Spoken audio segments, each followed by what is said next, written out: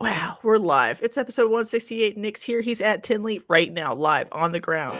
Will he see the Tinley grind set? Maybe. I don't know. Maybe. Yeah. PetDNA.com for all of your testing needs. Use code #ShitHappens for $5 off the crypto panel. And if you need to test anything else, we have some other situations happening in the community right now as we speak. PetDNA.com. I don't know how many times I have to say it. It's always a surprise. Everyone's like, wow, my snake has diseases. Yes, it does. Okay. Shane Kelley, Small Town Xotics. He is going to be at the auction for Jeremy and Jeannie Bod this weekend, co-hosting with me on this channel, 6 p.m. Eastern time, live. It'll probably last 3 hours. It'll be fun. We got jeweled lacerdas, crested geckos, gargs, ball pythons, art, different kinds of art, hognose. What else? I don't know. I forget. But the like teaser list is up, and that will be changed because things have changed. And then a final list will be up, so you can pick which lots you want to bid. And if you like tune in because you're driving home from Tinley and you're like, I finally got in the car, and you're like, where are they at on the list? We will respect the final list, not the teaser list. Shane Kelley, Small Town Xotics, thank you. Bravo Zulu Ball Python, she will be vending at Tinley this week with Connolly Herps, and is doing, I guess we're too late, but 20% for pre-sale Tinley pickup. So I guess go on our Wharf Bracket now, buy it, get the 20% off, pick it up. Thank you, Eileen, Bravo Zulu Ball Pythons.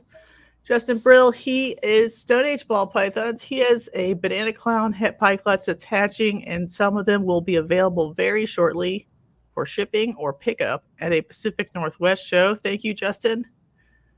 Andrew, he will be at the Hillsboro Pack Noir show October 19th, and he will be on a regular auction, not a charity auction, on November 9th on this show. Trying to get stuff out before the shipping closes down for the Christmas time. Thank you, Andrew, Powerhouse Pythons. Great Family Steaks. They have Abyssal Pied Project Animals pipping this week. That's a lot of peas in a row. That's a lot of... Sorry. They're a ball python breeder from Alabama. They were in the chat earlier. Maybe they'll be around a little bit. There's Roger. Woo! Thank you, Roger. He was at Charlotte, so he knows what happened. We'll talk about that. And Chris at BS Reptilia, he will be vending Tinley with Adam from Proper Royals. He'll have bulls, pines, locality boas, and he's in the main entrance. Take a left. Keep going until you run into a Chris or an Adam. If you mention Holdback Rack, you get 20% off anything on the table. What a deal. What a deal. What a steal. Then after Tinley, there'll be a big Morph Market update. And then when he comes back October 19th, he'll be at the Hamburg show in Morgantown, Pennsylvania. Thank you, Chris at BNS Reptilia. Whew. Nick, how are you doing? I'm good. How are you? I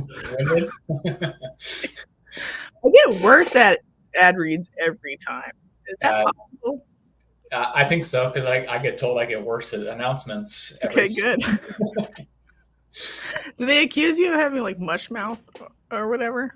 They said I was too monotone. And I was like, I just feel like I want people to understand what I'm saying. So you're trying to like enunciate it? Yeah. But I think Denver, well, so Charlotte, that building, the PA system is awful. It's screechy and feedback and whiny. And so I barely used it in Charlotte, but in Denver, I pretty much let Chris at Epic Styles' daughter, Z, run around and make announcements the entire time. I was like, Did they want you to like stripper, like call, like DJ call out, like, guess what, guys? If you come to the education room, there's a retic demonstration. Please come in the next 5 minutes. It's going to be so. They want you to do that? They want me to be a little more excited. Yeah, I guess. I don't know. I don't feel like I'm that monotone like when you speak to me in person. So I'm like, am I that bad? As Roger says, you could understand almost nothing at the Charlotte show PA, and that is 100% accurate. Like, I barely made any announcements. Like I kept calling the maintenance staff being like, is it broken or you just suck? So. Oh gosh. Do you have any thoughts of how would you want to rent your own Is that too much? So we thought about it because Troy got there on, Troy might have been there like Tuesday or Wednesday that he got to the show, to the venue originally. And he was like, PA is not working.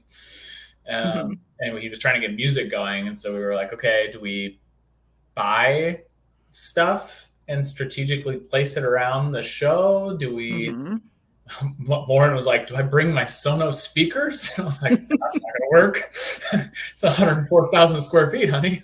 Like, you're gonna place it next to one person, it's gonna be loud in their ear, and then the next people at the end of the hall, they're not gonna hear any of it. So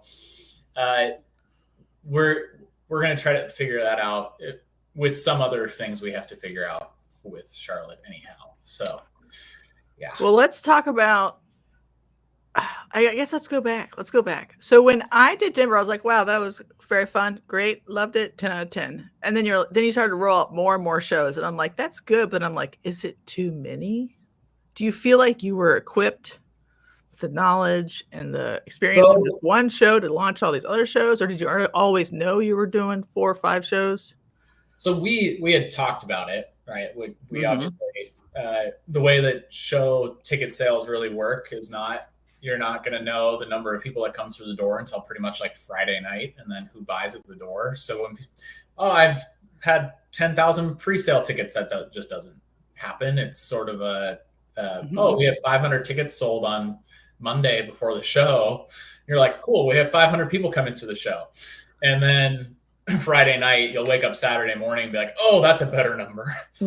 Like, so we had talked about it. Like, okay, do we want to do other shows? Like, we want to go into areas that need it. We're not trying to like cause fights and competitions with existing shows, which has happened obviously with other people. But so we're like, we want to go somewhere that needs it. And when I came out to Tinley in March before our show, I had spoken to a few people who are like, come to the Carolinas. Like, there's nothing big. There's nothing that. So that just kept getting told. So we had reached out a little bit before our Denver show.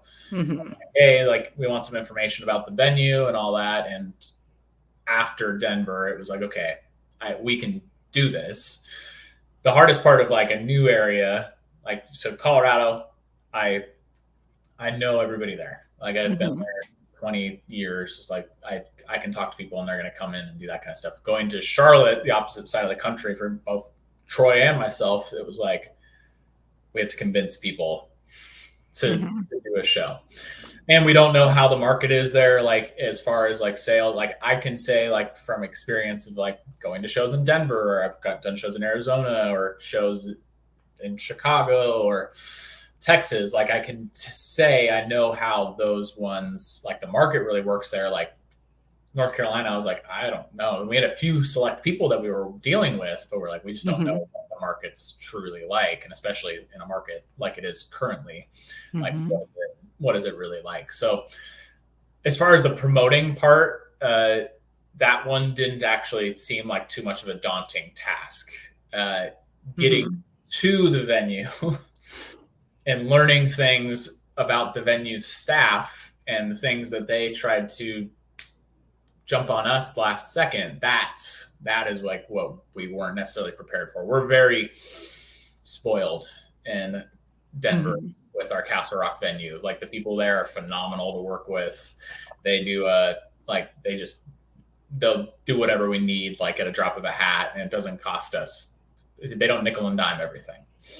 And then Charlotte, they did. Are you trapped in Charlotte? No. So as far as like the reason we would continue there is not a venue in Charlotte itself that is bigger than, I think the biggest I can find is 25,000 square feet, which is smaller than Denver's location. So, like, does it have to be in Charlotte to still qualify as a Carolina-esque? No. And so what we wanted to try to do was like go to a city that seems a little more enjoyable to travel to. It's like, Charlotte's a cool city. We don't want to, like, I've never been to Greensville, South Carolina, but like, from people in the area, they were like, oh, Greenville is not the best place to go. So, like, we've talked to other venues there this is the biggest by a long shot that we could actually get reptiles into. Charlotte Convention Center says no. Well, do you think, no offense to people in the South, it's a crippling poverty everywhere. There are rich pockets, but it's the cost of living there is lower because the income is lower. Do you think a show in the South is always going to have a lower sort of cost basis on what kind of animals they want to buy because their John Q. public walks in is less likely to buy a $200 plant than... So this is what I'm going to say to that, though. What's funny is the plant people did phenomenal. Sold out, did that kind of stuff. Mm-hmm. Leviathan, they sold quite a few things. I talked to a lot of the gecko frog people. Like, they had done some of the best shows they'd ever had before. Mm-hmm. So right now, I think probably a bad mix was a new show in a new area during a pretty down market, whereas ball pythons traditionally is like a good show of like how steady the market is holding, is like people are selling ball pythons. Mm-hmm. But as we're leading up to it, like Bob had his show the week before ours, which because of our stinking venue staff, then that's where we can go into a little bit more. But I think if anyone was traveling in an immediate vicinity to spend money on ball pythons, they shot to Georgia because they were like, oh, I can see Bob, I can see Canova, mm-hmm. I can see all these big guys breeding. And they were like, let's go spend the money there. So I think that's sort of what happened with the Charlotte. Mm-hmm. Like high end. Yeah, high-end ball pythons, right? And I think more people have less to spend on big projects like that. Like the market right now, mm-hmm. I've weathered through the 2008 recession and through 2014, 2015 in ball pythons, and this is very much where it's at the bottom of like, okay, auctions are sort of keeping people afloat, selling stuff. We did that in 2014, 2015. And then, do you think this one is worse than 08? I think people are more scared to spend money. I don't think that we're like in a spot where people are in worse financial. Mm-hmm. Like we weren't given a bunch of loans that we shouldn't have been given. Like that kind of stuff hasn't existed. We don't have these high interest loans that, yeah, they can just afford it. So, you mean like the personal loans that were no income? Yeah. So like obviously, like I got one of those in 2007. What are you talking about? Just kidding. I was also like 21 or whatever, so it was stupid. Yeah, most of us were pretty young. Yeah, well, you could go to like a Wells Fargo and be like, I'm a human. And they're like, $2,000, 20% interest. Buy not like no, unsecured just loan. Yeah.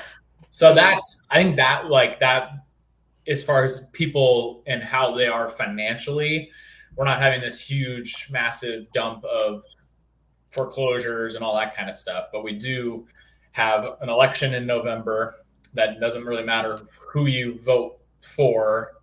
One side or the other is terrified to spend money because they think whoever wins on the other side is going to destroy the planet.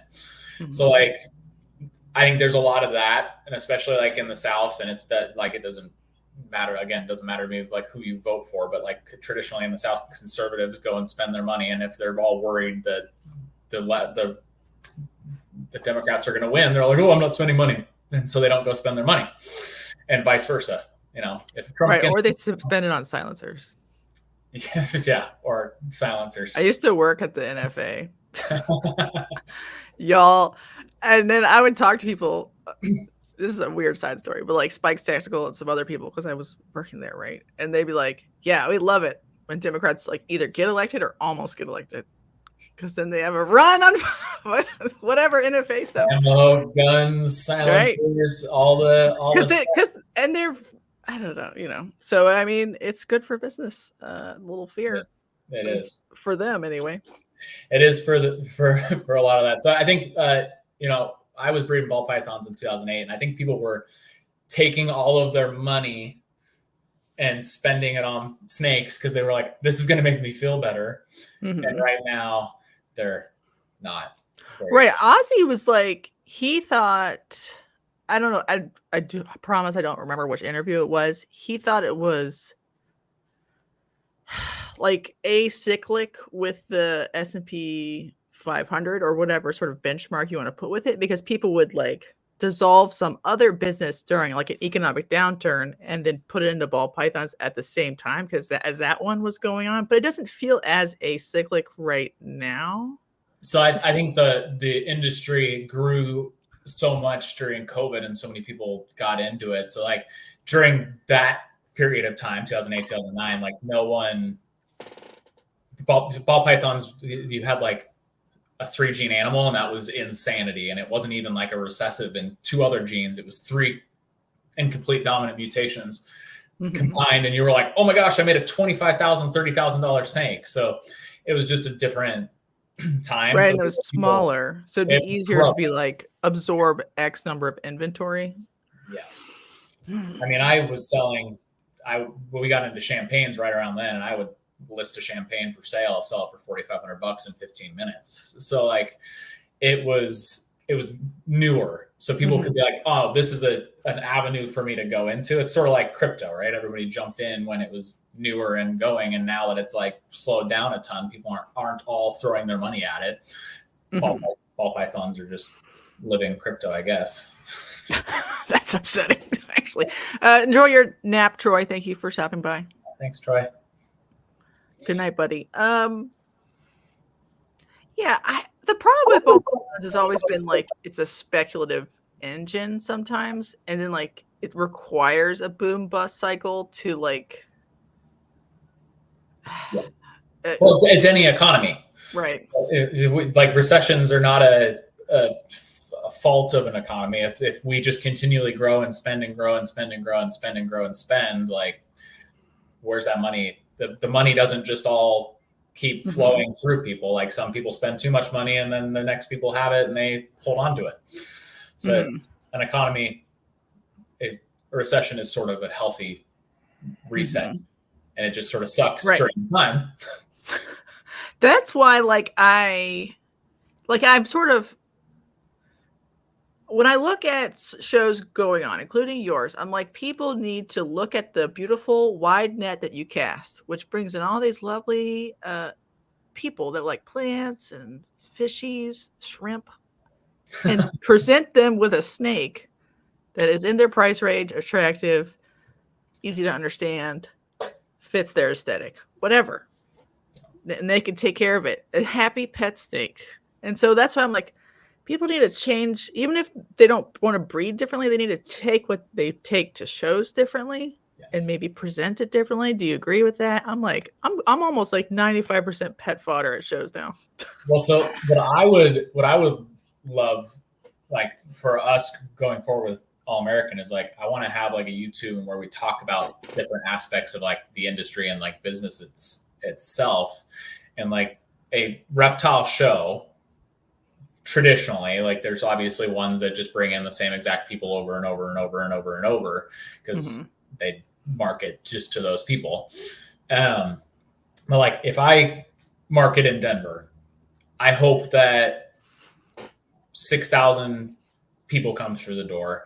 I hope that who I'm getting through the door is new faces for those vendors that are there. That they can have a new, it doesn't matter if it's right now, like if that person walks up to your table and you're sitting there and you look upset and you ignore them and then they walk away, they're not going to ever think about you in the future. They're going to just continue on with their thing. If they walk up, they're like, hey, what is this snake poisonous? Great. Now you can have a conversation. Oh, actually, no, like it's not venomous, and explain it to them. Like for how I've vended my entire career, I mean, there's very obviously times where I've probably sat down and someone's walked by and been like, that guy's a jerk, and walked away because we all just take that time. But most of the time I'm up, and if someone's walking past my table, I'm like, hey, how's it going? And if they ignore me, that's your answer. Great. I didn't lose anything. I just said, hey, how's it going? And they ignored me. But if they're like, oh, good. And then you're like, hey, what are you looking for? If it's not a ball python, if it's not something I have on the table, talk to, oh, this guy actually has it. And then if they ever want a ball python in the future, like that person actually helped me and I'm going to come back. And that's the marketing that I think of, that we have to remember, that that's what the show is really is about. Do you think people think that AARPE should be the show for them? I mean, Steve was talking about it, how high-end breeders treat the pet market as an afterthought and maybe thought this was going to be a different kind of show. And so they brought a different kind of inventory. I mean, that's definitely how we market. We market for more of a directed towards people that are going to be spending the money. I obviously can't predict who will be through the door, besides who is seeing it. So if I put out a Facebook ad that's directed, so the way that our marketing works is I sort of do a broader, a little further out. So for 2 months out, and we're in Kansas because our next show's in Overland Park, Kansas. So I'm going to have Oklahoma, Nebraska, Iowa, Missouri, Illinois, closer states are all going to get the advertising. And then as we get closer, I just bring that radius down because I realize okay, someone in the northern tip of Texas isn't going to travel up to Kansas in a 2-week notice. So that, I'm going to get rid of that. I'm going to spend the money. But then I also target it for people that are interested in reptiles, snakes, amphibians, frogs, turtles, plants, houseplants. Sometimes it's hard on Facebook because you can't just fully type in what you want to. I wish I could be oh, you're interested in axolotls. Great. And that doesn't work. That keyword. Do you think you should target women? I think we actually have a higher percentage of women. Yeah. Yeah, we have 60% women who follow us on All American. Yeah, women. They're I don't know what it is about women. They're in charge. The women are the ones that see something and they go, okay. Right. I got to get my husband to take Jimmy to the little plant show. Yeah. Let's go. Yeah. Yes. And so that's actually, to go off of what we're targeting, right? So Charlotte maybe had a little less high-end sales for ball python people. And like I said, I think what happened is Bob's happened. Right, the proximity. I think people who want to buy a high-end thing already know how to buy a high-end thing anyway. Yeah. That's why I'm oh, God. I don't know if any show needs to be a high-end show. They need to be shows that introduce the hobby to the maximum number of people in the most palatable, educational way possible, and then high-end can happen online or whatever. What do you think about that? I think there's a degree of bringing some of them, but if you bring a table of just only $2,000 plus animals, you're it doesn't matter which show, right? You can come to Tinley and have a table of only $2,000 plus animals, but none of those animals are what people are looking for that weekend. And so they don't spend any money with you. And you're oh, but you missed out on these newer people that are going to get into it. So in Denver, one of the coolest things that I have been able to watch is that people came to the first show. And they're oh, reptile plants. I want my plants. And then they saw the reptiles. And then they bought a gecko or a corn snake or someone bought Chinese cave geckos. Yeah. They were oh, I haven't had reptiles in 20 years, but I bought Chinese cave geckos. So if you have low end ball pythons, because if we're going to really talk about the number of people that are really vending shows, how many people we have to wait list for ball python breeders is insane. Because if we had a ball python show, then everyone's gonna be mad. But if you brought low-end ball pythons for people to start, and someone's hey, I bought a pothos, and this guy has a ball python, and they learn about it at that show, and the next show they're okay, next time I'm there, I'm going to get ready for it, I'm going to buy one. Because not everybody's impulsive enough to just buy a snake, run around the entire show, gather up $700 worth of supplies, and go home and feel like they're well set. They're I'm going to get ready for it. And so if you take this as a marketing opportunity, that person's going to be the next person that gets addicted and has 50 ball pythons in the future and maybe spends $5,000 with you in 2 years. Yeah, there was definitely an impetus over the last couple of years where people were we should only breed high end because it's a very efficient sales process. They don't need aftercare. But then there aren't that many high end buyers when in a hobby that's not attracting new starter buyers first. The system falls apart, and that's I think where we are. That's why prices fall, because there's nobody to buy them, even if they could afford them anyway. Yeah. Well, and so that's where I've definitely like watched through the years of how I do stuff. So like where our market is right now, everybody decided to breed clown ball pythons. And I'm a ball python breeder. This may come across as rude, but most of them look the same. Like a lot of clowns, you're like, hey, here's a new combo. And for me, I've been doing this 22 years. I'm like, that looks the same. Why spend 3 times the amount? That looks the same. So like, I think what happened is everybody jumped on a lot of the same projects and then it just plopped. So what I've decided to do with Sloan Reptiles was like, I'm going to make things that I think look really cool. They may not have 7,000 genes or the newest, coolest thing, but I'm going to make it what's really cool. What I sell at my shows for more money are just the things that look drastically different. Like I can sell a Hypo Super Phantom for $1,500. Can you? Yeah. Now? Still? Yeah. Oh, yeah. Fuck. Yeah. And so like I can have that sitting on my table and someone will buy that as a pet because it's so drastically different looking. It's like the leucistics and the pieds and the albinos. Those are always what bring people in as a new hobbyist because it looks so different than a normal ball python. If we're making something that is a hobbyist, oh yeah, we see the small intricacies and all that kind of stuff. But it's like taking a ball python person and being like, hey, look at this crested gecko. It's this much because of the pinstripes on its back. And like, yeah, it's got the snowflake trait. Yeah. So, and the ball python guy's like, what? Like that's $12,000, and so that's what's happening with new people getting in is they walk up and they go, oh, look at that black pastel vanilla spot nose het clown female. They want $1,000. It looks like the normal.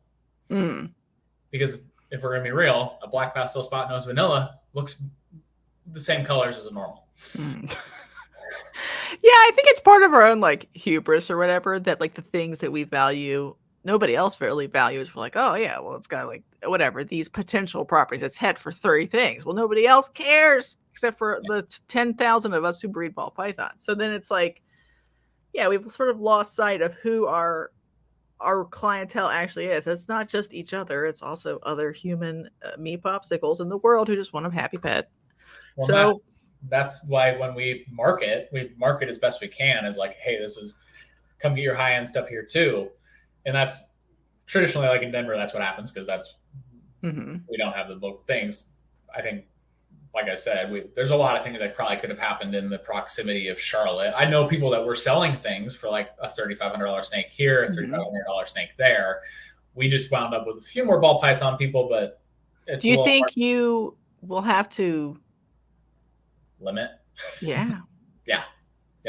Like even people who have already been in don't. Yeah. So that's why we do like the 2 week, like, hey, we're going to give you 2 weeks. And right now we're not doing that with Charlotte because the hurricanes and stuff. And we felt bad being like, give us your money. But we're narrowing it down. I mean, for 150 vendors I think we had 30 of them were ball python. It seems like a lot, but when there's 150 vendors, it's like, okay, it narrowed it down a lot. It's still people that have to spend their money, want to spend money on ball pythons, and they're all our friends.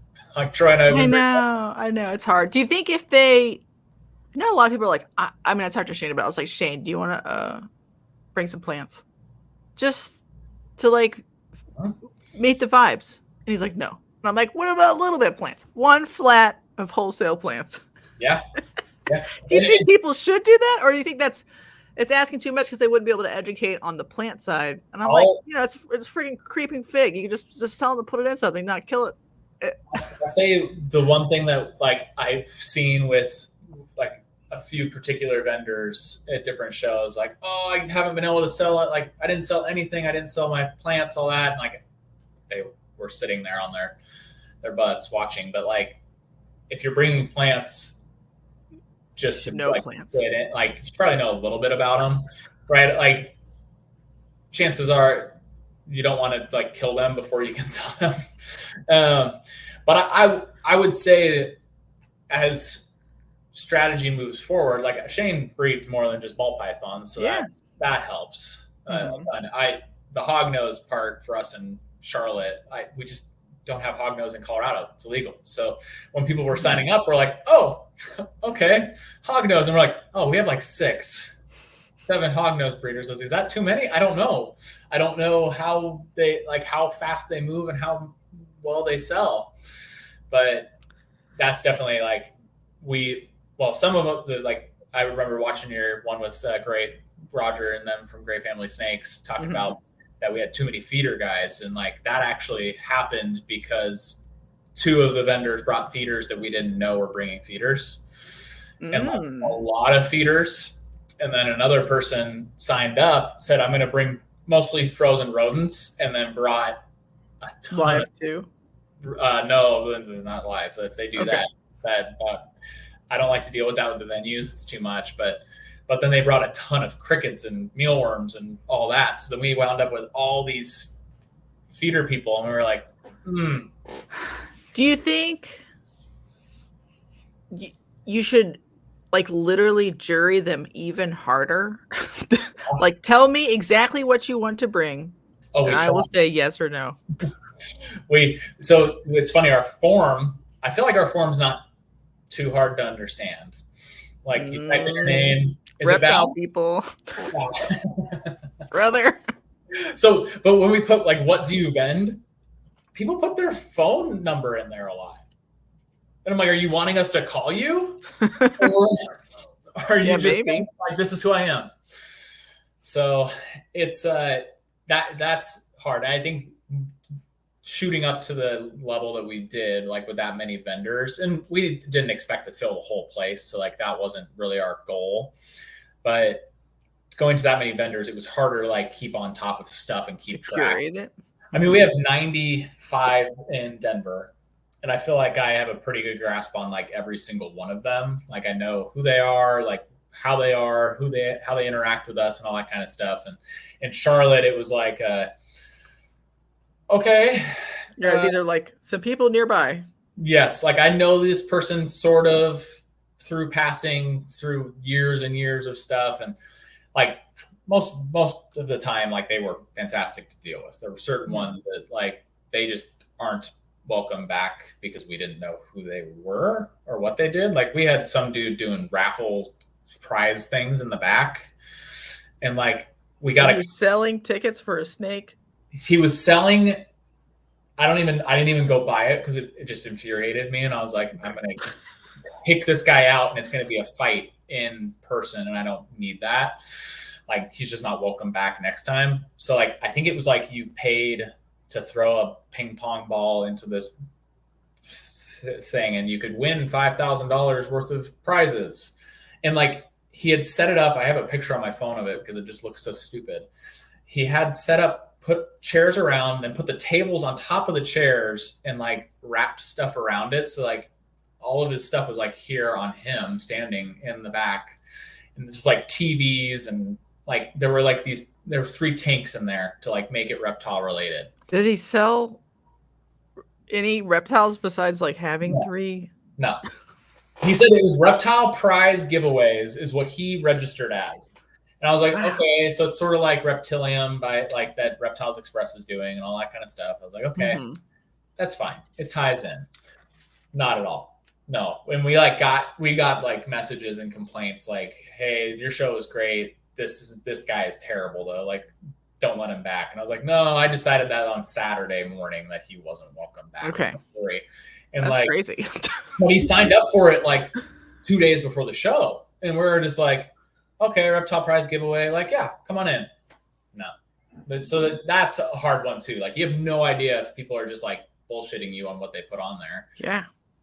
Well, is there any things that you think people misunderstood about Charlotte that you would like to explain publicly or clear up that maybe we didn't understand? No, so recap. Well, I'll recap on some of the stuff that I probably didn't get relayed to some of the later signups and all that. So originally we had October dates. And to give you an idea of the venue staff, our October dates were supposed to be in a 40,000 square foot hall that was inside the same complex as where we just were. I flew out in May, and that was during the chaos of like Troy was in the hospital with his son and all that. And so I flew out in May, and I saw that hall, and I was like, we can't use this hall. Like, it had 6-foot pillars as the supporting beams in the middle of everywhere. I was like, we just can't. They aren't going to be able to use this. He goes, well, here's our 80,000 square foot one. It has 8-foot ceilings.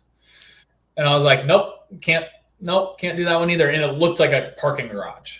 Like, all the stuff running underneath it and all that. And I was like, no. So he brought me into Liberty Hall, which is 104,000 square feet. And like, he didn't have the lights on because it wasn't being used. And there were no climate control because it's like, it's expensive to run this when no one's here. Yeah, that perfect. That makes sense to me. So that's what I saw. And I was like, this looks good. Like, for the most part, it looks good. I mean, most of these giant things are outdated. And if we're in a convention center, don't complain to me about table prices. If I go into the Charlotte Convention Center and they charge us $150,000 for 100,000 square feet, like, I'm going to have to charge you $1,500 an 8-foot table. And that's just a normal trade show. That's how that works. So like, the place was nice enough. And I was like, okay. I go back, and he's like, okay, we have those dates in October for that one. All right, sign the contract, give them the stuff. Get a text while Troy's still in the hospital. Liberty Hall no longer available. Please advise. Like, we've been telling people about this. No apology, nothing, just please advise. So that's why I know about Greenville, South Carolina, the convention center. I called them. I called the Charlotte Convention Center. I called Cabarrus, Greensboro, Asheville, like, a lot of the closer places, and a lot of those places up there already have Repticon inside of like a smaller area, in there, like a 10,000 square foot facility. So they're like, oh, we don't want to piss them off. And like, we've been working with Repticon pretty well. Like, so, I don't think it will, but like, getting it to figure out that quickly wasn't going to happen. So we're like, we're just gonna have to move the dates. And he's like, okay, well, we have September, and it was right after Bob's. And we're like, okay, it's far enough away. Like, we can still get a good number of people through the door. Just don't know the ball python thing. And like, obviously the market's slowly gotten slower and slower and slower as we've progressed forward. So I think that was a big mix there. Like, ball python folks were like, oh man. So then that goes to the heating, the heat in there. It was a little warm. So we like pipe and drape. My pipe and drape guy. Is he a local? The guy that did the pipe and drape was a local. He was recommended by the salesman of Park Expo. We agreed for 1,500 linear feet of pipe and drape. He came in I think he started on Wednesday. It took him 3 days and didn't even put up all the pipe and drape. He kept coming back being like, oh, I have to go get more drape.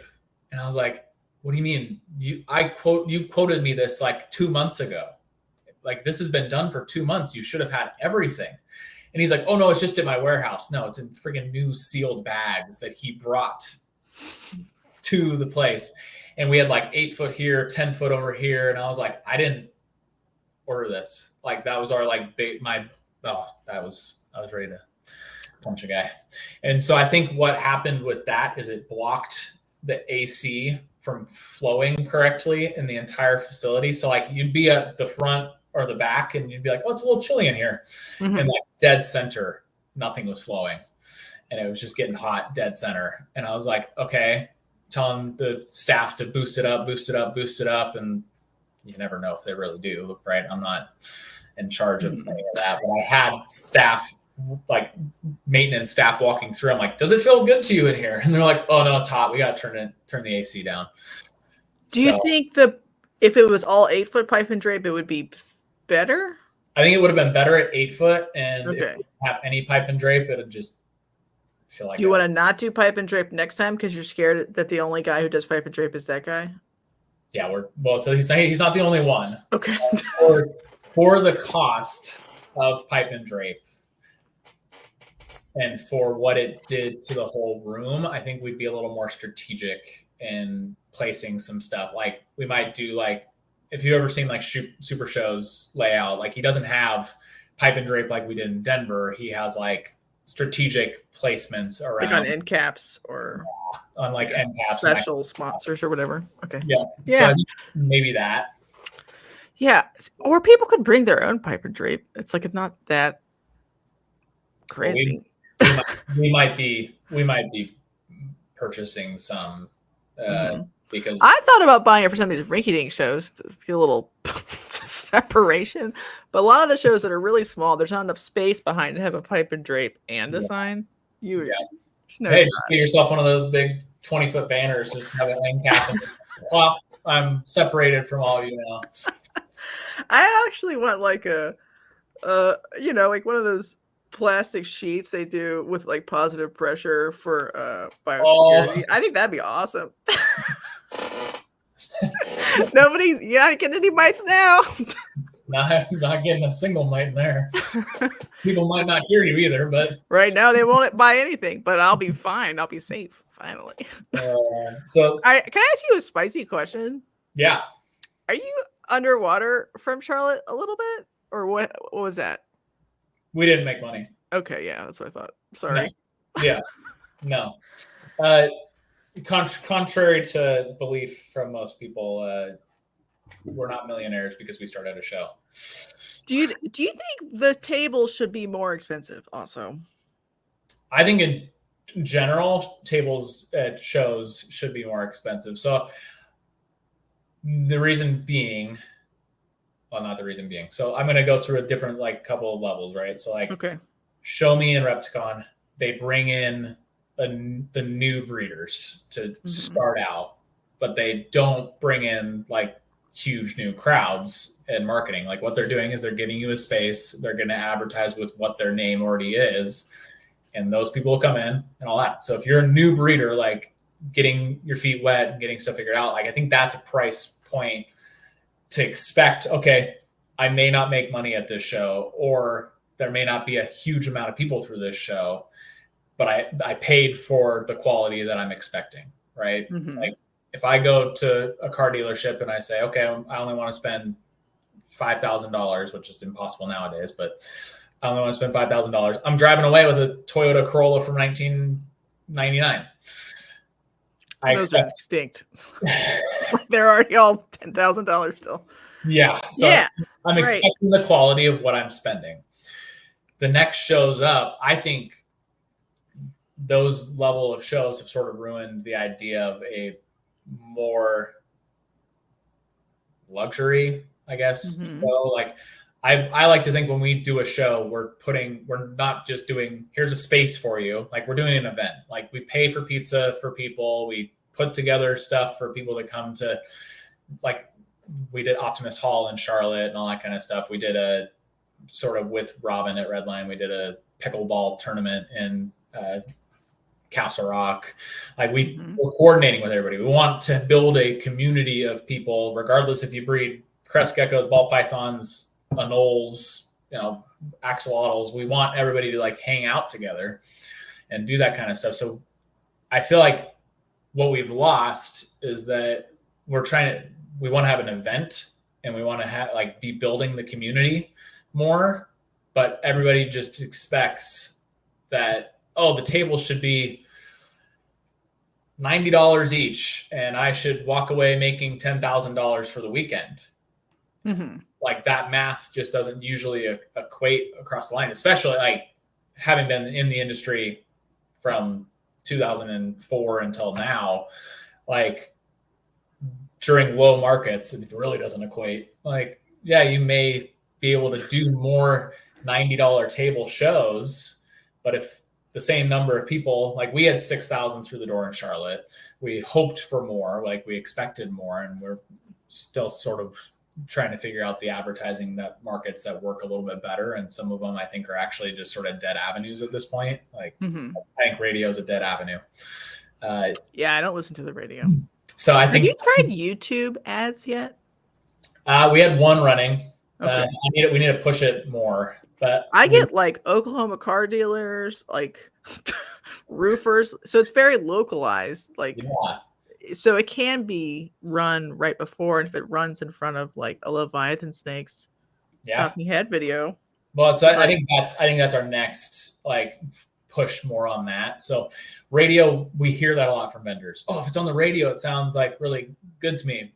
I think we have our little like, how did you hear about us? And we do like some stuff through the door. Like if they do the salmonella waiver in Colorado, or if they do we do a title sponsor giveaway. So like our title sponsors give us some stuff to give away to our people coming through the door if they register. But I don't think we had across both shows like 15 radio ones. And so it's like, I just spent so much money on radio. So what do you think, what do you think right now is working the best? Facebook ads, Instagram ads? Yeah. Yeah. Facebook, Instagram, TikTok. I sort of figured out at the end of getting closer to like doing stuff for Denver and Charlotte, since they were so close together. It's obviously like, it was like a 3-week span that I really figured out TikTok. Because when I originally tried to sign on to TikTok on the computer, it tells you have to be an Australia-based business to advertise on TikTok. And I was like, huh, all right. And then if you do it through your phone, which Apple takes a nice large percentage as well, you can advertise. So figured out TikTok a little bit more. I still don't know how the heck it works. I don't know how to make people like and follow and do those things. But do you think the age demographic on TikTok is correct for going to a reptile show and buying plants and maybe a gecko for your son?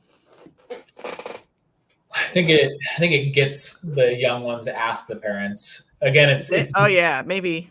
It's the I don't understand Zoomers. Like, no. Like I keep asking my son, I'm like, you want to move to Ohio? And he like loses his mind. And I'm like skibbity toilet, and he loses his mind again because it's like an elderly person. Sorry. I don't understand any of them. So I'm like, yeah. I mean, yeah, Justin's funny. Yeah, he's a character. Yeah, he's hilarious. He's known me since I was a toddler. When you were skibbity toilet or whatever. I don't.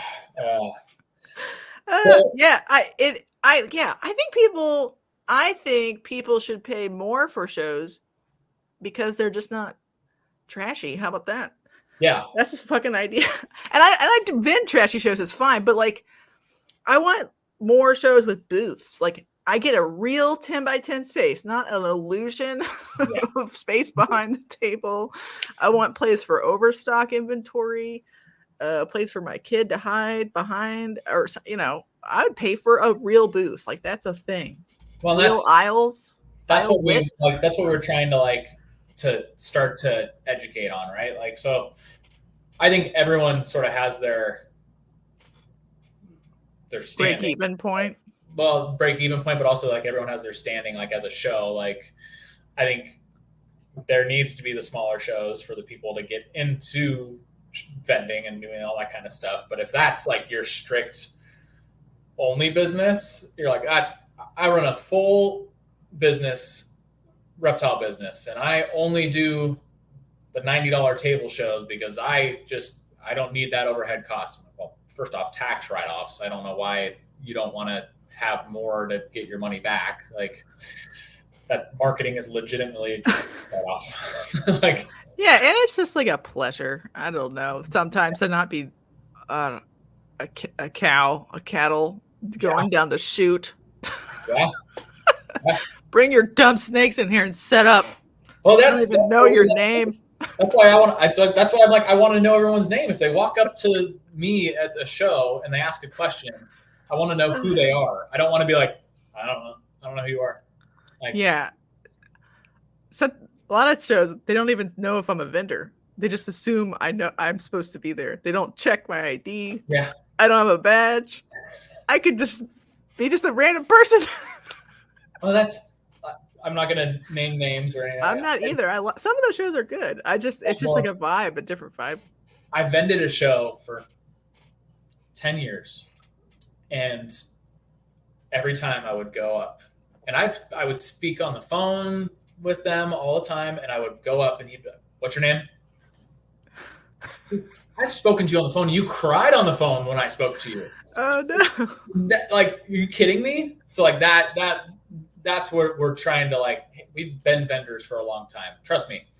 When we walked around Charlotte and ball python, people were like, "Hey, I didn't sell anything." We're like, we hate it. Like Troy, it really affects. He's like, "I'm dying inside and I want to go hide." Like most of the time, I was dealing with vendors fighting each other or trying to get the venue staff to fighting. Oh yeah. Why are they fighting? You don't tell me if it gets you in trouble. It won't get me in trouble. Okay. Not worth the. They were just fighting over squabbles, like over plugging into outlets. Oh, very cool. Yeah, and in Denver, like I had to deal with squabbles just amongst like from business dealings together, and I was like previous business dealings. Yeah, that part's hard because like sometimes their beef is legit, and it's like I don't know what to do about it. I usually tell them to be somewhere else, but I had a good opportunity to deal with it. These last two shows have been more of me having to put out fires than Denver in April. Like I didn't really have fires to put out in Denver in April besides like people parking like dummies in the snow. Mm-hmm. Other than that, like it wasn't that big thing. Like in Denver in September, like a kid threw up in the aisle. Like this dog almost got this service dog. So I had to like figure out where to put the dogs. Like vendors fighting over things in the past, and like still people parking like dummies inside the parking lot, and there was no snow on the ground. Or our food truck people who, this is like the biggest one for us. Those food trucks, we don't make money off the food trucks. We just like them to be there, which couldn't do it in Charlotte because they'd want 25% of the food truck sales for our concessions to not set up. And I'm like, no food truck person's dumb enough to do that. Yeah. And so we had food truck people, like the food truck guy, one of them would text and be like, "Hey, she did this and she did this and she did this." And we're like, "Oh my God, you guys are making your own money. Like, just leave us out of it." Like, they were mad. They wanted you to mitigate between food truck drama outside in the parking lot. Wow. Yeah. Well, so that's like what ends up happening, I think. And that's probably why a lot of like promoters end up just being like, "Oh, I don't care. Like, I'm just going to ignore you and pretend that I don't know who you are," because then doesn't feel comfortable enough to come up to you and be like, "Hey, here's my problem." And so like, there's a balance. Like if people feel comfortable with us, they feel like they can ask for a lot more and they can expect a lot more, which is what we want. We want people to expect a lot more from the show. Mm-hmm. We want them to feel like there's that, but then there are the people that take advantage of it. Mm-hmm. Like, oh. Steven says real quick, you may have already thought of this, but you could geofence a school, zoo, etc. about 60 days out from a show and then retarget the people who trigger the geofence all the way up to the show. I haven't thought about that because very good. Geofence is not do you feel like you're gonna burn out on people's dumb drama? I work very hard to try not to, but I've also been in contracting for 12 years, so I deal with like people being upset over a weird spot in the paint. Sure. So I've gotten, I can't say used to it. The reptiles is like my passion and I love them. So it's easier for me to have the heartaches and headaches in this than in construction, where I don't particularly love installing a window. Mm-hmm. So if someone comes up to me and goes, "This caulking doesn't look perfect," I'm like, "You suck." And here it's like, okay, you're asking for another electrical outlet that I have to climb up and do. That's fine. Whatever. Yeah. I can definitely say at the end of Charlotte, all of us were just exhausted. Okay. Well, what could vendors do to make your life better? Approaching when there is an issue, right? So like we have before it gets crazy, like, and it's escalated to kids puking or yes, dogs fighting. I don't know. Well, the kid that puked in front of the wrong table too. Like the guy was like, "I will throw up if I look at it." Okay, put a privacy curtain around the puke before you go. I'm like standing there, like, don't step in it. But like, I had someone walk up in Charlotte because it got warmer. It was like 81 in there, and but he walked to me and goes, "What the hell is going on with the air?" I'm like, not the approach. I'm dealing with it. Like, I'm talking to the venue. I don't control this place. Contrary to belief, I didn't build it. I wasn't here in the 50s. So a little bit more honey. Just understanding, like, we're humans too, right? Like, if we all want mutual respect, like, if you want respect, hey, if you walk to me like, hey, like, it's really hot, what can we do about it? I'd be like, I'm working as hard as I can, like, I promise. If you're like, what the fuck is going on? Okay. And I think, I don't know, like, it's hard to tell vendors to have like zero expectations of sales, you know? And so, like, I don't think that's necessarily fair from like the promoter side, but like, you should make your product match the clientele. I always think that's true. And I know people don't like to hear that, but no. So I think trust me, I want people to come in the door and spend the money too. So if I ever do a show and 1,000 people walk through the door, like, absolutely, that's on me. Mm-hmm. So we, like, with 6,000 people through the door in Charlotte, be selling. Like, I know that a lot of us are introverts, but if you've decided to vend a show and you are a vendor at a show, be talking to people. Like, trust me, not like the physical limitations that some people have. Like, if you need to be sitting, you need to be sitting, because like, that's your body is needing that. But if you are capable of standing, like, I don't sit at my booth when I vend, because I just am constantly like talking to people. And it doesn't matter if it's the 15-year-old boy that walks up and says, I really like P-balls. And then you go, let's chat about P-balls for a while. And then Can I tell you a story real quick to interrupt? Yeah. We had a power outage at a show this weekend, and the whole room was dark. But like, for some reason, the poles still had light. So we plugged in our like snake displays in, so they were lit up in the dark. And some people were packing up. I'm like, no, we can do this. And so I sold not an expensive steak, but it was like a relative for a quarter steak, expensive, in the dark by cell phone light. And I was like, yeah, people just give up too soon. Did the power stay off like the whole time? It turned on an hour before close, but I think even the promoter was giving up. I'm like, bitch, we still got time. We just keep bringing them in. So we lost power in Denver in September. Oh yeah, for how long? Was it dark? It was a little dark. So someone hit a power pole. I was actually doing an interview with Cusco, and someone he was a couple miles away, but there was 3,500 homes that lost power, and so like the power like shut off. We're in the middle of the interview, and I'm like, that's sort of my job, isn't it? So I got up, ran out. I'm like, I can't announce like over the speaker or anything. So I'm like calling the venue staff. I'm like, hey, like, what's going on? They're like, we're trying to figure it out. And so the generators turn on the lights in the main hall, but that's it. So like, lights were on, everything's fine. Okay. And then it turns back on, and I get a call from them. They're like, yeah, someone hit a power pole, blah, blah. Okay.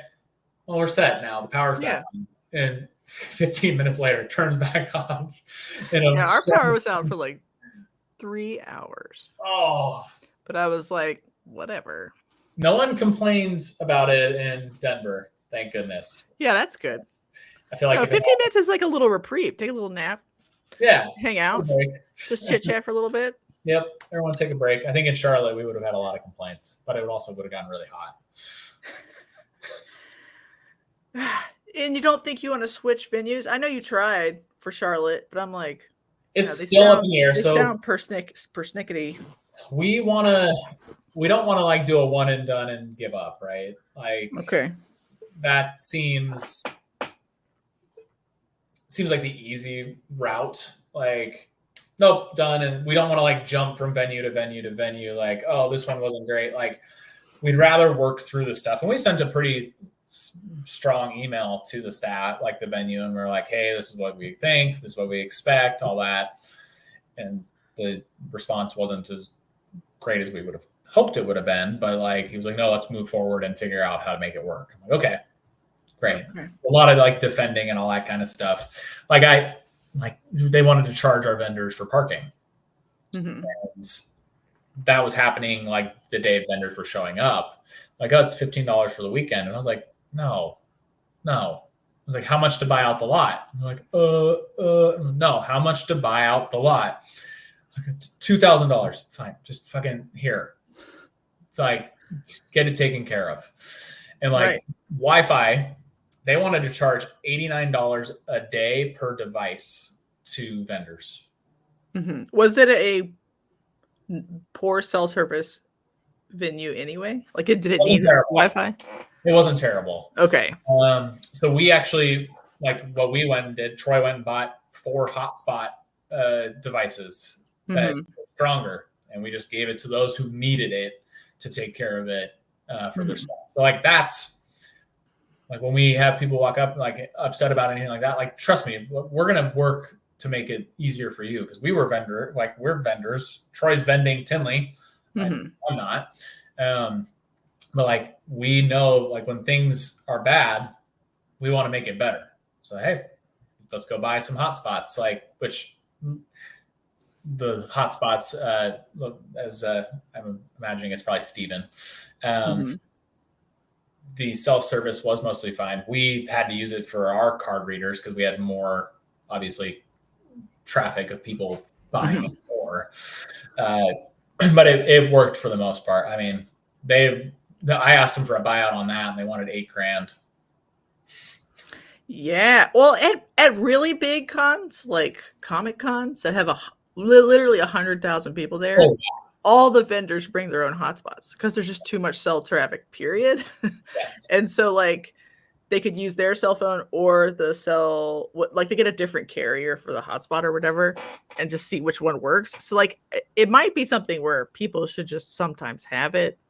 Well, I think it would be a smart idea if you vend a lot of shows to do it anyhow. Like, the things are like $300. Like, buy a $300 hotspot and you'll never have to worry about service at a show, right? Like, the local Repticon in Denver, Sean Barnett and I sort of vend back to back, and Anthony is running my booth in Denver actually this weekend. But Sean before has been like, oh, my Square reader disconnected and I have all this money that isn't there yet. Like, it hasn't processed. So he's like sitting at the window like, please. Yeah, you could technically swipe in offline mode, but you don't actually know if those transactions went through, and they could have walked away with the snake already. Yes. And they said they can decline once it hits internet. And so you're like, oh. So that's what I think, like, one of the biggest, a few of the things that we're working on with All American is like, I want to do more of like an educational, like, business side of things for reptile breeders and all that kind of stuff. Like, what you should expect and what you should be doing to grow your business and all that. And like, how can you stand out and be different, right? Like, Leviathan is the new best dressed balls, apparently. He was looking pretty dapper. Yeah. He called himself the better dressed balls. Oh, that's shots fired. Well, like, how can you market yourself differently and all that? And then beyond that, getting new people into the industry, we want to start to do like an education corner. So we'll do our educational shows, but we're going to start working with vendors. And Lauren might get really mad at me about sharing this yet, that we haven't even started to do it yet. But we want to start talking to like vendors and getting like care sheets on specific species that people can come to that educational corner and they can get a care sheet if they went to a different booth and they were like, oh, I don't know what this is. All right, I have a spicy take. I know you tried on purpose to get pet stores to come to Denver, and some of them were maybe good. Some of them were maybe a little bit icky. Yeah. What do you think about AARPEs being mostly breeder-only shows? Not. Yeah. Like, you could be a reseller of plants. I don't know. Or whatever. And maybe there's some classes of things people can resell. But then I'm like, I don't know. What do you think about that? And I know it's hard because this is like a big debate. Like it's really hard for a particular market to provide the level of diversity that I think the complainy ass, whiny public wants from shows. Yes. But then they're like, I want it to be perfectly diverse every time, and you provide what I want. And you're like, what do you want? You're like, a captive bred Savannah monitor. And I'm like, hello. Oh, we get a lot of hello.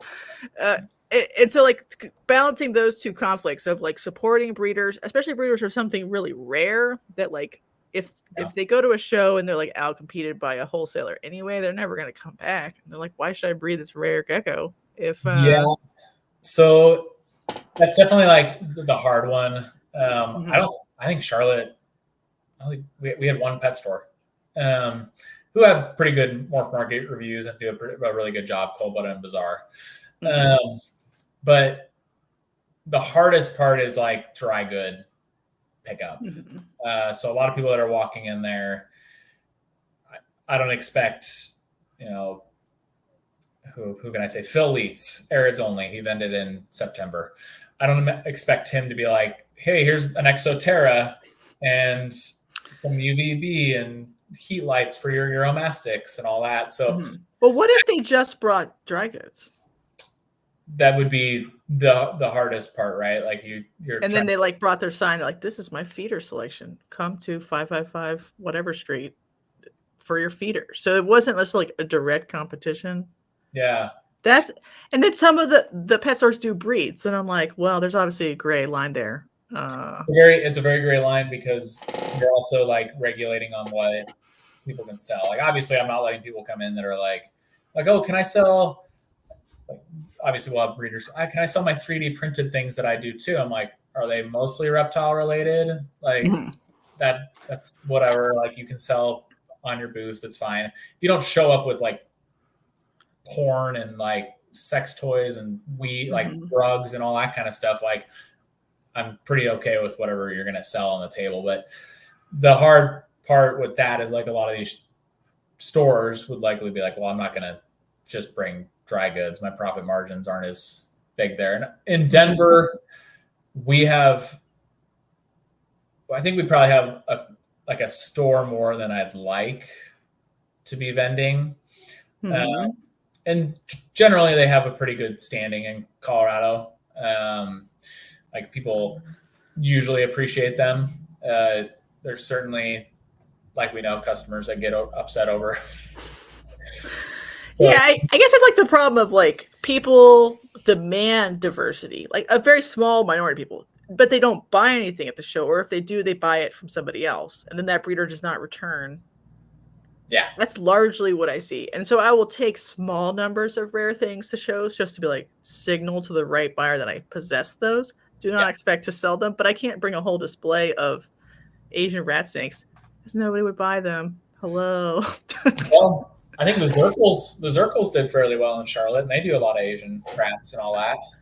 I think, but they're known for that. So there's this like quorum of inventory and time in the market where you become so known that people will seek you out. I don't know if they would seek me out for that. So like if I'm mostly selling to John Q public, they do not care that this thing that looks like a corn snake is not actually a corn snake.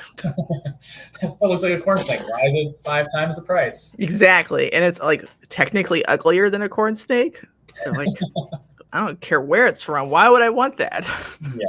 Yeah. So that's definitely one of the hopes, is that we would be better at making sure that kind of stuff happens. Like obviously it's very hard to know what people are going to bring. We're trying not to get into the line of a certain show promoter that throws people's stuff off of their table because they said, this is what I'm bringing, and then they brought other stuff and they get mad. Right. We don't want to do that.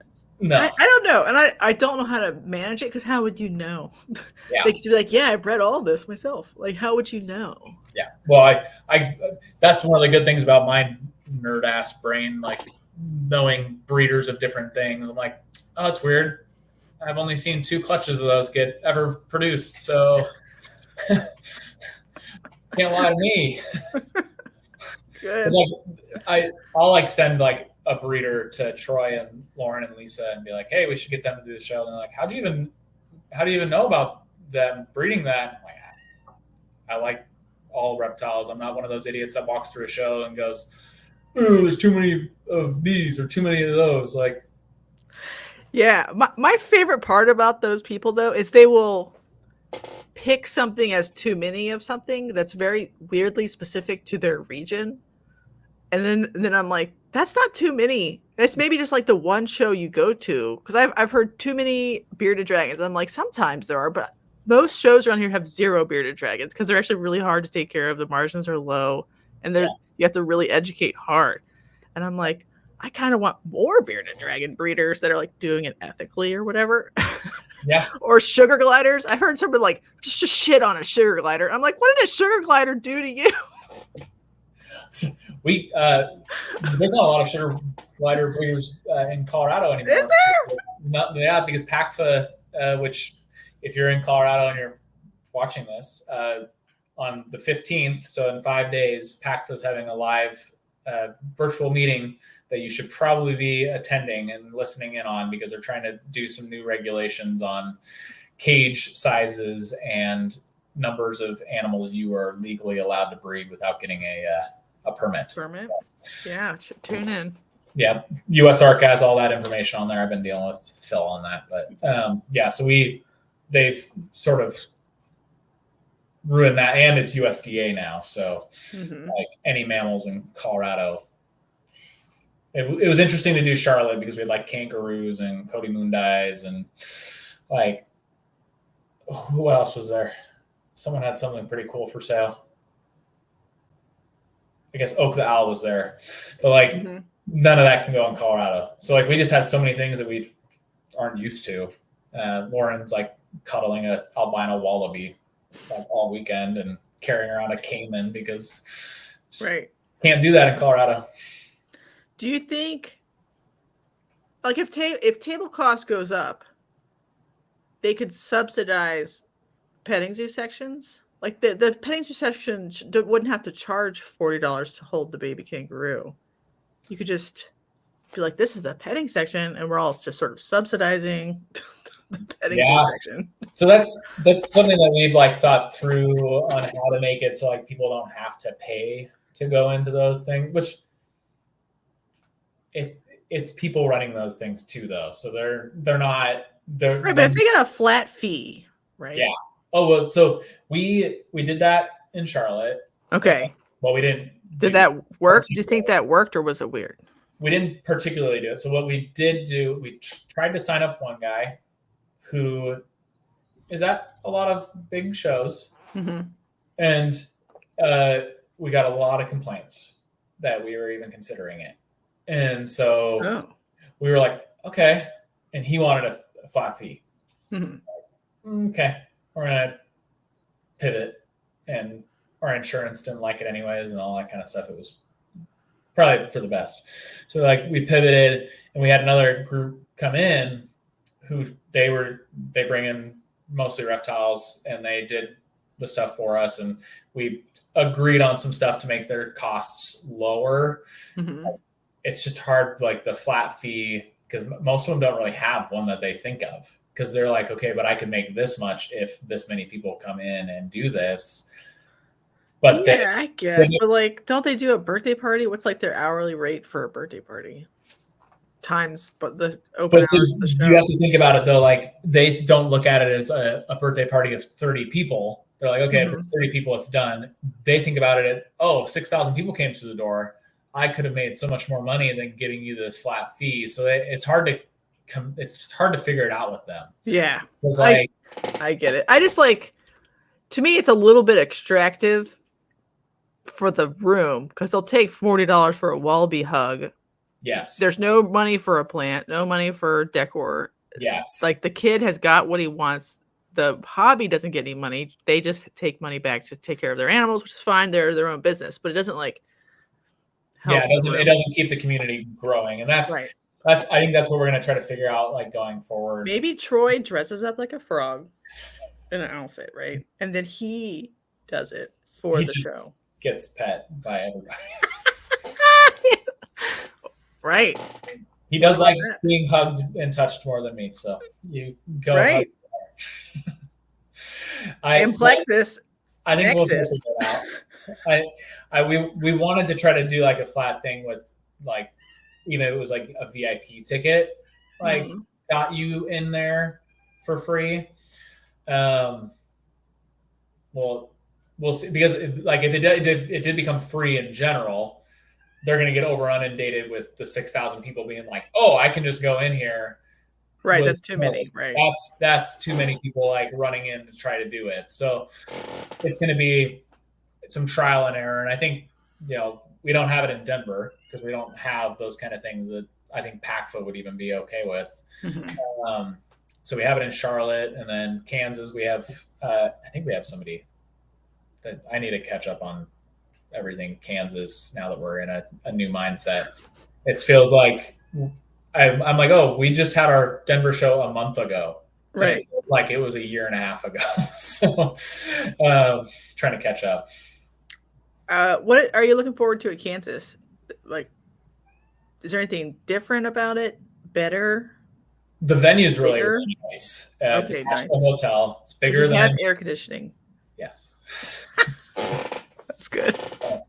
It's so we went with December only because that was the first date that they had available, and we wanted to get a foot in the door for next available dates. So like venues are hard figuring out good dates. And so as soon as we had like, oh, December, they're like, okay, well, here's a May date and here's a September next year. I'm like, great, we're taking those.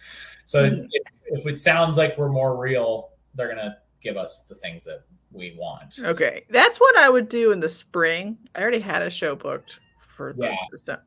I pay people money way in advance. I'm like a bad person. I think we appreciate like when people do that though. Like, I'm just like, okay, 6 months from now, I'll pay it right now. Then I'll have to pay it later.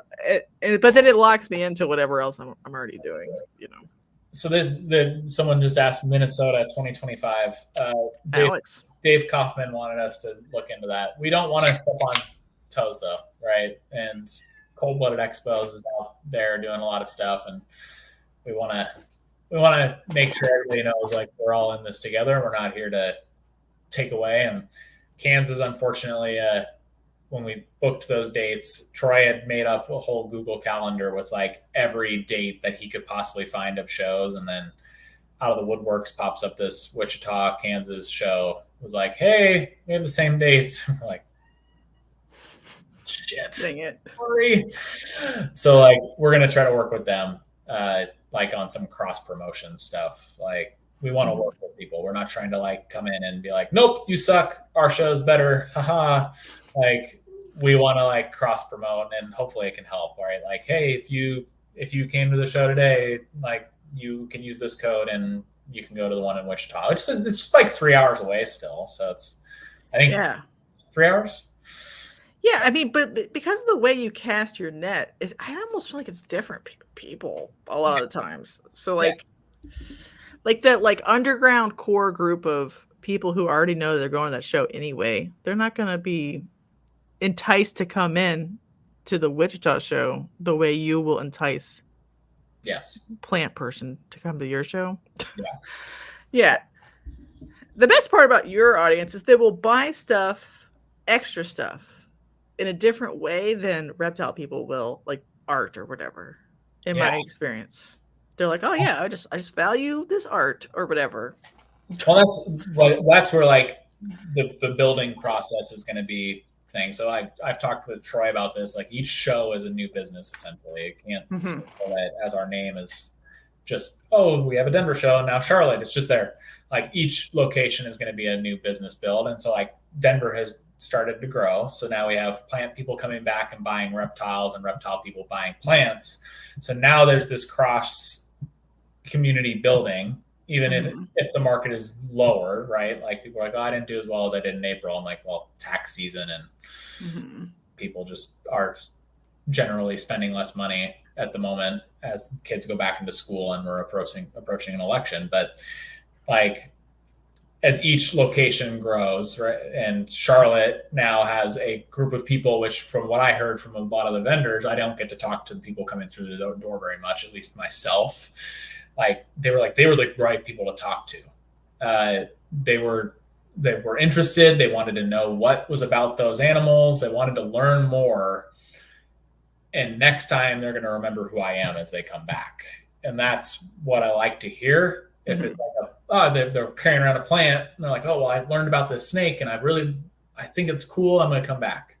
Because if we build our community bigger and bigger through people that generally would have never even seen these animals before, like it's a little harder for us to follow. What if you did I don't know which venue, maybe the bigger ones, like made the aquatics people clump together? So we've looked into that. So and I actually had a meeting in Denver with koi people. They were wanting to sort of coincide together. They'd go into a different building in Denver because Denver, I have zero space to even consider that. I think now we're at like 65, 70 people that are on a wait list. So like, but we've talked to them like doing like the same weekend, having the koi and reptile show all happening at once. And we've reached out to aquatic people and stuff. We did in Charlotte, especially, and maybe it'll boost. They do have an aquatic expo in that same hall. And from what I understood, that it was good, but there was a lot of like theatrics that they were like, I don't know why we did that. Like, someone was walking around on stilts or something, or there was like a band going around playing. Whoa. I don't know. Sometimes a band might be fun if it's like outside in like a pavilion. You can go outside. Air drums going in your ear while you're trying to sell a corn snake. Oh God. So where am I on the wait list? No, you're not on the. I texted Troy about that actually. I could be on the wait list. I didn't come in the fall. But you were there the first time. Like our dates overlapped with a major show. We can't. Right. Yeah. I can't give up Dallas. No. So I was talking to him on the way. I could hang from like the rafters or whatever. I think we're good. So I'm not going to make that announcement yet. Okay. Don't mess it up. Sorry. I can't make that announcement yet, but I think you're good. We were texting about it the other day because I was like, oh, because you signed up long before, like, I think you signed up before September even happened, that you wanted to be back in April. Yeah. Yeah, I don't know. Yeah. So we were in the chaos of like getting Charlotte and everything done, and then I was like, we were getting our vendor registrations from September folks, and I was like, oh, Jessica did sign up again. So, well, because we need your colubrids and stuff. Oh, thank God. Somebody needs them. No, they did really well there. I think I'm excited about that. People were like, oh, I want a tiny little pink worm. I got so many of those. It's fine. They're right here. They're all here. So. I got buckets. Yep. And I think that's we prioritize like the diversity aspect. What do you want me to bring, Nicholas?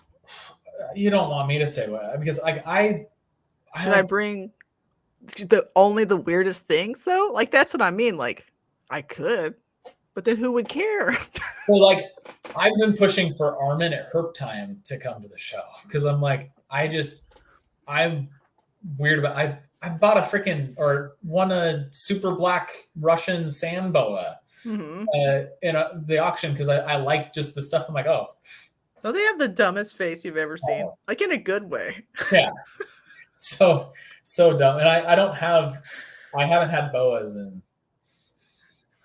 last time I had boas was when it was IBD, right? We call it IBD. And I had a like new line of hypo salmon. I don't even think like hypo salmon stuff really existed yet. And I paired this male that we had to a female, and she started getting these lesions everywhere, and then he started corkscrewing, and I was like, I'm so sorry. It's IBD. And like back then it was 2007. Yeah, I didn't even know what caused it then. Yeah, well, yeah, we had a vet up north that knew about IBD, and he would test for it, but he's like, I have to kill it. Yeah, because you have to necropsy of the brain. Yeah. Well, now we kind of know what. I mean, we're pretty sure it's arenavirus that causes it, but like, what's weird is I don't know. We could talk about this Jason. all day, It's but like you don't know which ones will go to the full end of the disease course. It's like HIV and AIDS and right, exactly. It's yeah, that's why all boas need to be tested for arenavirus. Yes. So, yeah, I haven't had them since. So, could you seduce Armin with like a free plane ticket or something? So he wants to drive because he does. His display is all his tanks, and he just doesn't think he can go that far with a 4-table. He doesn't want to fly in with some geckos in a deli cup. Most of us want to have a good looking display, right? I know, but then I don't know. Sometimes I'm like conflicted. Like, if you never try to meet a new audience, then how are you going to get the new audience? They're just going to see you on TikTok and assume they can't afford your geckos. They don't cost that much, you know. No. An ashy reef gecko is like $60, but like if you see it in person, you'd be like, oh, yeah. Then you buy it then and there, and you're done. And it's harder to sell those things online too, because if someone's like, I have to spend as much on shipping as I did on the animal. Mm-hmm. So like, then they're not as enticed to do it. I mean, we're still talking about it. I literally just bid on one of his auctions of anoles just so I could like be like, hey, look, see, I will buy stuff if you come to our show, because I have been like, Lauren and Charlotte, I was like, I didn't just buy Colodes and Neurodactylus. Like nope, honey. So I like the strange stuff, like Asian rat snakes and stuff like that. Like I've always I know you like them. It's just hard to convince people. I think those big LED signs that you can set up that are like for trade shows. They're really expensive. I thought about buying one and be like, picture of the species, name, whatever, husbandry, like adult length, whatever. Go. And then just doing all the species I have potentially. Because if you do it like on a printed picture, it can't really attract. Right. They're like, oh, it's a bunch of snakes you could have. And I could just do just the ones I have there, like what the adult, because half of them on the genetic color change so bad you can't tell what's going on anyway. I think like here's the adult size, enclosure size. I think that some of those things are getting a little cheaper. Because Troy sent one and was like, we need these for the show. And I was like, are they $1 million? I mean, you want like $5,000 or less? I think I saw like a display that was probably like 2 foot by like 6 foot. I think it was like $1,000 or $1,500. Don't quote. Oh, that's not that bad. No, especially for all of us that are spending $1,000 on a friggin' fabric stretchy thingy. Like it lights up and you can put anything on it. You can change it every single time. Like every time. Yeah. I would do something like that as I'm moving into more species. I've been in more species and I've narrowed it back down to ball pythons, and now I'm slowly bringing back to other sort of like a menu sometimes. I'm like, what if it was like, whatever, two unsexed, whatever, Goniosaurus orientalis, and then like this much adult male of this, and then so it could go through, and then it could like page through the pictures of them under normal lighting. So like, and then if you could edit it while you're doing it, like if it was on a laptop and you're like sold out, but it was there. I am a breeder of. I think that actually would be like a phenomenal idea, because what happens at the shows, and I recognize it through like comments, like, oh, there were so many ball pythons. I'm like, no, because you saw one ball python at someone's table. Right. You didn't look at everything else that they had, and you missed out on the cool emerald tree skinks that this guy captured. Mm-hmm. Or right, that happens constantly. Even to people I talk to, they're like, there wasn't enough whatever's there, and then everyone will be like, well, online, because they're complaining online as usual. Yeah. And then everyone's like, well, there was 5 Maclots over here and 5 Maclots over there and 2 over there. And you just missed literally everyone. He's like, I only bought the only pair there. And I'm like, well, I still have some that you didn't buy. So there were more there. It just doesn't make sense, because like people just won't read or won't look at the entire table. And they're like, oh, they didn't have any of these. And I'm like, I literally bought one. Right. I bought, or like I have it on my table. Right. Like it's crazy. And if you had a full table of Maclot's pythons, you're not going to sell Like you'll sell 3 and be like, oh, I wasted having 15 pairs of backlots. Right. Like no one's right. gonna. That's why, like, it would be awesome if there could be a live map that kind of showed, like, people could update on a website. Like, I know for sure 1-2 Maclots, some Savu pythons, whatever, and then they could actually like do their show inventory right before, and it was on the map. So our map system, we have not pulled the trigger on it because how much does it cost? Is it too expensive? So like you can put it into the cost that people can pay for certain aspects of it. You can decide the pricing. Okay. Like for us on our back end, I think it's like $1,800 or something per show. But you can not too bad. pay to have your logo pop up on the table spot, and then if you click on it, it can list off whatever you want. You can edit it as your own profile. So like, but it's getting the people to spend the tiny bit more money to make sure that they do what they are. And then people what if you force them by rolling into the cost of a table? Yeah, we'd have to boost our table costs. Yeah, I mean, it does. That would narrow down certain people. And it could also be for like ball python morphs. Like I'm bringing double head hypo puzzle and ultramel combos and whatever too. And then you would only go to the ones where you're in that project or whatever if you didn't want to walk around. Well, but I just figure out how to code something like that myself, and then I can't do that. I can't code. What am I saying? I mean, I've looked at the one for NARBC, and that's fine because you pay a little extra if you want your logo. And I think there's a little section, but a lot of people were just like, I have ball pythons. And I'm like, I know you brought up bring other stuff. So like if you be specific. So that's the same system that NARBC is using. So they switched over. We're like at the exact same time that we like picked up on that one. So it was like we both started using it. We're like, oh, okay. Look at that. So like they are using the other aspect, which if they have Zoom Ed and Timberline and them on every single show paying for it, like that's easier. Mm-hmm. But when it's putting it over into people that are already like, oh, pricey, $20 for you to market yourself better. Like if anyone even just spent $20 a month on their Facebook marketing, they would like to sell more. Okay. Speaking of that, because I've tried Facebook ads specifically to say like I'm going to be at this show at this time, and I've had like mixed or maybe no success. I don't know. It's hard to tell. It's hard to gauge that. Do you think if people are doing that, what do you think the best way to figure that out is? Should they be like just generally promote the show and don't worry about talking about themselves? Because like just more bodies in the door is like good for everybody.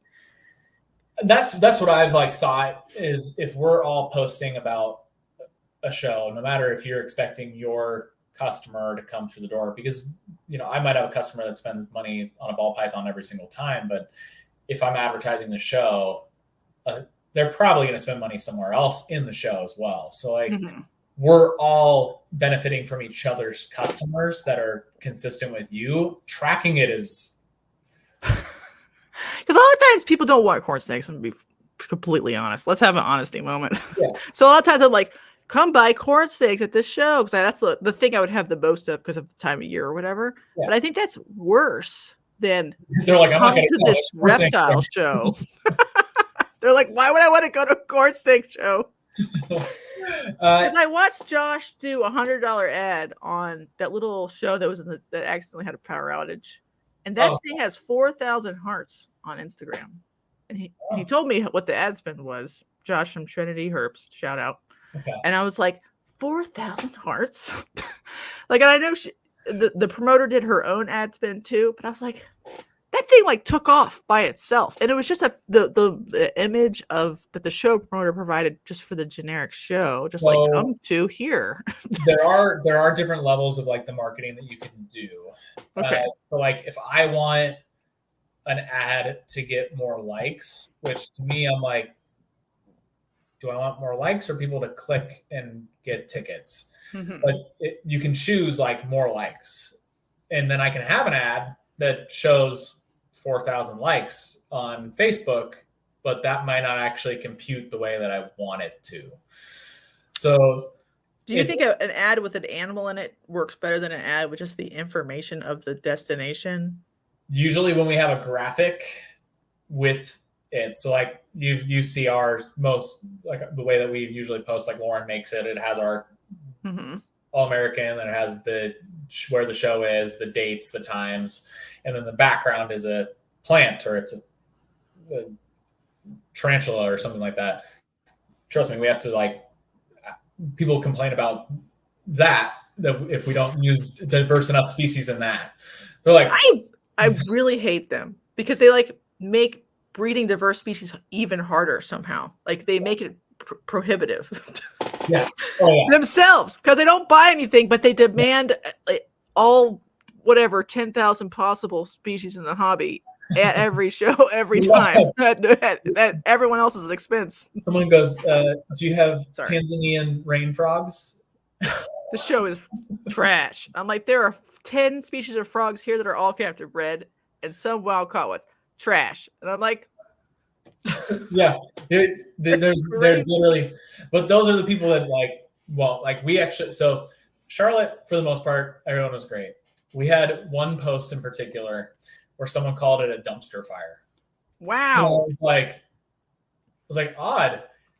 Learned that he actually didn't pay as an attendee, didn't pay as a vendor, just happened to help at someone else's table, who was happy and was embarrassed that he was at his table. Like he was like, oh, he's not allowed to help me again. And he speculated on prices. Like didn't even go on our website to learn, look. He was like, they charge $25 for tickets. I wish. No, we were charging $15 for tickets. He's like, they charge $200 or $325 for or $350 per table. And I was like, it's $325 for one table. But then if you do and that was Charlotte's, we tried to do a more pricey table because it was a pricier area. Yeah. So we have more of across the lines costs, but like everything was speculation. I was like, you could have just come talk to me and I would have told you all this. Or you could go on our website. Totally. Did he breed ball pythons? Crescent geckos. Okay.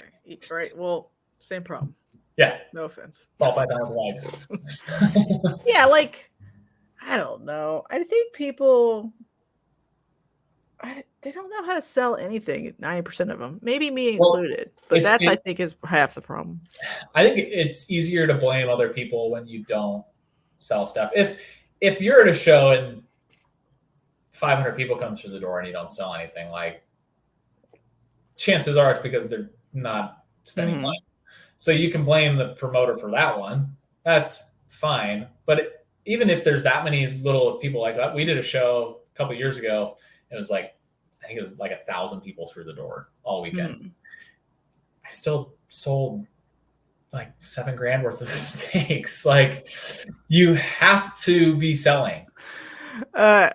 Adrian says, I've had people come to my table so there's no hognose here, standing in front of a table of 3 full displays of hognoses. Yeah. I think they're just not looking, not paying attention, but I think anything we can do to help, maybe even paper maps, just hand out or something, so they could just be like, these ones are colored in. Well, that's plants are green, and then reptiles are red. The educational show or educational table that we have also has a list of the vendors that breed the different things, right? Hey, this is. Do they look at that? Do humans look at that? No, people don't look at shit. Are you kidding me? Okay, what if there's a bunch of helpers, they're regular helpers, but their only job is to stand around and direct people to stuff? Volunteers. Yeah. Because fluffers, if you will, getting ready. Hey, you get into the show for free. Yeah, and they just wear a shirt. It's a cool shirt, and then it's just someone's like, "Man, I just need a cage for a newt," and then the newt vendor's busy. They already half explained it. They just walk them over to the pet stores, and they're like, "Look here." It's not a bad idea. Just a shirt that says looking for something in particular. Yes. Yeah, and it could be your friends. They don't have to do it the whole time, but in the busiest moments of the show, or where's the bathroom, they could answer those questions too. Wow. That's actually something I would actually probably be the best option, because the reading thing literally we have it outside in the front for salmonella because PACFA makes us. And it's like, hey, scan this and read this. Like scanning, while they're scanning it and someone has explained it to them, why am I doing this? Yeah, man. I have so many signs. It doesn't matter. It's pretty easy right here. It says PACFA makes us do salmonella. Like you have to know that what salmonella is to touch things. That's why I'm doing it. And some of them probably read it. It's just like there's enough non-readers that it's like, it's complaining, right? Like all of us know like the people that really appreciate us and like talk about like when people give us praise or give us like, hey, like I like what you're doing, all that kind of stuff. One person can do a complaint and it just tears you down. You're like, oh, yeah. And because complaints arguably get more attention. Like people tend to find things to complain about. If you're walking around to show like our Eventbrite in Denver, like it's easier also to just do star things, which I didn't even know they did it until this time around. It was like someone did a star, 1-star vibe. I was like, what does that mean? Like, did you want everyone to be angry or did you want everyone to, like, was no one happy? I felt like everyone was very happy there. I was so confused. So like I think people just find things to complain about. Like, oh, this place is all ball pythons. Well, all the people that are selling the other stuff would probably disagree with you. Like, I know right. So I guess like all of these like incremental steps that might help people direct them towards what they want would only help so much. But sometimes I'm like, I know I've seen some with whatever king snakes here. I just literally don't remember where as a vendor because I didn't get to walk around enough. If I could point to a locator human, and he could walk them towards the direction I think it was or whatever, that might be helpful to get people to the vendor that is right for them.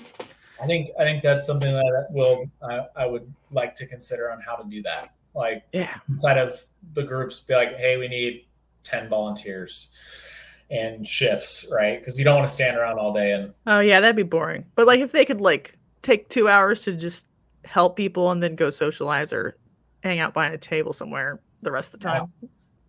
Yeah. I'll have to do. I'm gonna have to think about how we make that work. Like ones that just say like, ask me about where a reptile might be, or ask me where a plant might be. Mm-hmm. It's like some people, walk up and they're like, "Hey, do you have a variegated Yopi?" And they're like, "What?" I don't know. Right, but maybe they might know enough to know who to ask, or like if it's something in their wheelhouse, they would have sort of memorized it. Yeah, I guess I would be like, "Hey, walk around and go and see what everyone has, like get acquainted with what people have on their table. So if someone asks you, right, you can like take them over there instead of just like, here's a list." And they're like, well, this guy has it, but I don't know where he is. Right. Yeah, Roger, we did work. That's what we're at is like we could put the species on the map or the morphs for a particular project of a more common species, hypothetically, but we would need people to self-identify what they have. But if we had helpers, we wouldn't be forcing people to self-identify. But it would be really nice because I know we all miss out on sales because we all don't know what we all have, and people go home thinking that wasn't there, and I'm like, I know that was there. So what the? Yeah, and like how often, like if you're actually speaking to people, like someone may walk away because like you're talking, right? Like not see that you like even be able to ask you what's on your table, right? And so like if someone else has another thing, all right, Roger's in, Roar's in. So we can identify when we register. And so that the only hard part with that, like is registration being early on. Like if you're registered for April Charlotte, like right, you might run out of inventory. You may not know exactly what you have, but you just have to be able to re-edit. And if we can use the system in that way, like that would be ideal. But we're also talking about like people that don't even list on Morph Market. Like they have a Morph Market and they don't post their stuff for sale. So like sometimes it's like pulling teeth asking people to do more than show up. Yeah. Well, you're doing a good job though, buddy. And Troy. And your families and all the whole team. So there. Yeah, Lauren does probably better than I do. Okay, good. All right. So you're having fun at Tinley? We are. Are you like where are you going to parties? Where can people find you if they're at Tinley right now to hang out and ask you when Tinley? I'll be around during setup tomorrow. I don't know what we're doing some dinner tonight with some folks. I don't know exactly who. It's at Troy's Airbnb. So if I give that out, it's going to be too many people show up. But I'll be walking around during setup a lot. I'll probably have I'll wear this tomorrow. Okay, then they can find you. Good. Yeah. And then your next show is Overland Park, December 6th, 7th, and 8th. Is there still table availability or is it sold out? There is table availability if you don't breed ball pythons. Excellent. But everything else is good to go. Okay. And maybe crest geckos. I need to look at our numbers on that. Okay. All right. Well, thanks for coming back. Of course. It was fun. Yeah, it was good. I appreciate it. Fun to be able to talk. All right. Let's say bye. Bye, everybody. Bye, everyone.